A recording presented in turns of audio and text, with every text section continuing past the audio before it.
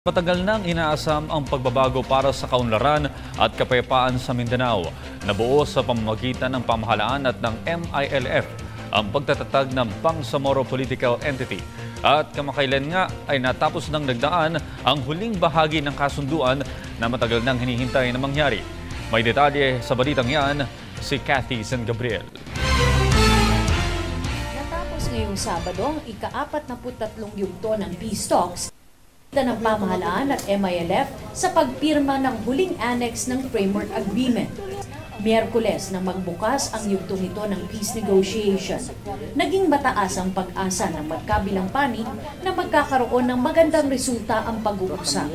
We cannot afford to lose more time at the expense of the bigger task of implementation and of the considerable progress we've already gained.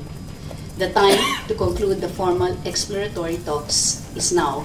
Biyernes nang dumating sa Kuala Lumpur si Presidential Spokesman Edwin Lacerda, Presidential Advisor on the Peace Process Ging Deles, Senator Coco Pimentel at Zamboanga City Representative Lilian Nuño. Ayon kay Presidential Spokesman Edwin Lacerda, maganda ang takbo ng pag-uusap.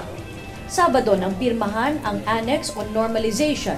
Ang paglagdang ito ang hudyat ng katapusan ng 17 taong negosasyon sa pagitan ng pamahalaan at grupong MILF.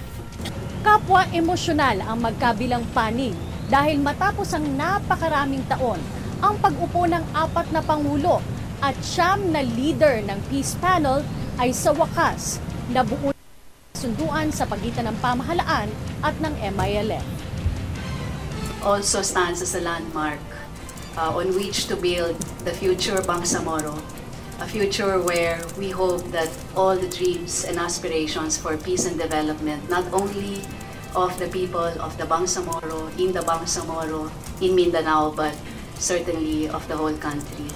The importance of this document, as well as other documents that we have signed with our good counterpart, Professor Miriam Ferrer Coronel, representing the government of the Republic of the Philippines, is more for my people.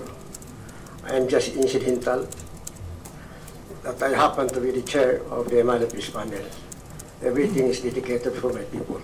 Para sa Telebisyon ng Bayan, kasama si cameraman Romel Tagbas, Cathy San Gabriel, Kuala Lumpur, Malaysia.